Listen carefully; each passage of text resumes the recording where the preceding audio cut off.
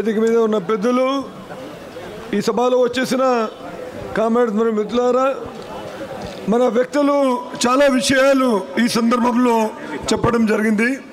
నేను only 2-3 points చెప్పి నేను సెలవు తీసుకుంటా. ఏంటంటే గత 4 రోజుల నుంచి మొత్తం భారతదేశంలో మన శాఖ నుంచి మొదలు పెడితే స్టేట్స్ వరకు ప్రతి వాళ్ళు ఈ శత జయంతి అబ్జర్వ్ చేస్తున్నారు. ఎందుకంటే ఈ 100 సంవత్సరాల హిస్టరీ ఈ మామూలు విషయం కాదు. సో ఇక్కడ ఈ 100 సంవత్సరాల్లో మన పార్టీ చాలా త్యాగం బలిదానం చేసి ఈ దశకి వచ్చింది. కానీ ఈరోజు చూస్తే మనకి పార్టీకి ఒక ఇంపార్టెంట్ ఇది కాదు. కానీ మన మొత్తం చరిత్ర ఈ జనరేషన్కి చెప్తే వాళ్ళకి అర్థమవుతుంది ఈ పార్టీ ఏం చేసింది, భారతదేశం గురించి ఏం త్యాగం చేసింది. ఈ మొత్తం మన వ్యక్తులు ఇక్కడ తెలంగాణ సాయుధ పోవడం గురించి చెప్పారు.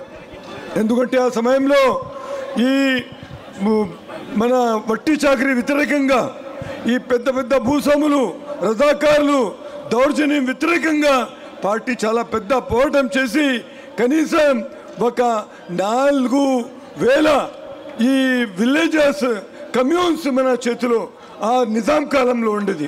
కనీసం చూస్తే 41,000 కిలోమీటర్స్ ఎక్కడ మన ఆదిలాబాద్ నుంచి మొదలు పెడితే ఇక్కడ మహబూబ్ నగర్ వరకు ఇంక్లూడింగ్ నల్గొండ, కరీంనగర్, వరంగల్ ఎట్సెట్రా.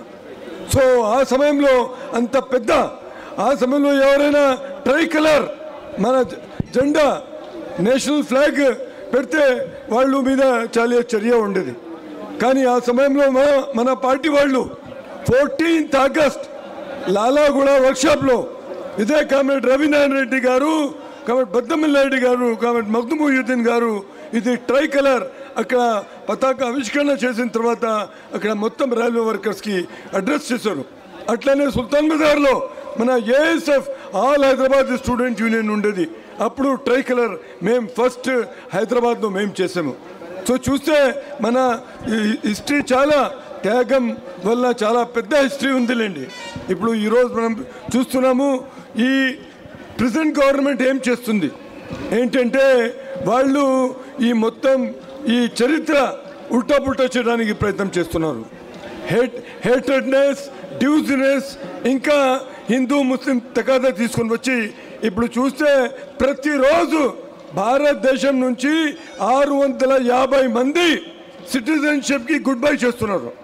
ఎందుకు ఇంకా ఎక్కువ మంది రావాలే, మన గ్రేట్ కంట్రీ ఉంది, ఇంకా ఎక్కువ మందికి ఇక్కడ తీసుకొని రావాలంటే ఇక్కడ నుంచి ఈ సిటిజన్షిప్ అవసరం లేదు అని పోతున్నారు. ఎందుకు? కనీసం ఈ విషయంలో ఆలోచన మన గవర్నమెంట్ చేయాలి. ఇప్పుడు 1 నేషన్ 1 పోల్ మీద ప్రెసిడెన్షియల్ సిస్టమ్ తీసుకొని వచ్చి ఇంకా డిక్టేటర్షిప్ తీసుకొని రావడానికి వాళ్ళు ప్రయత్నం చేస్తున్నారు. ఇంకా చాలా విషయాలు ఉందిలేండి చెప్పాలి అంటే. కానీ కమ్యూనిస్ట్ పార్టీ దగ్గర మొత్తం ఎజెండా ఉంది.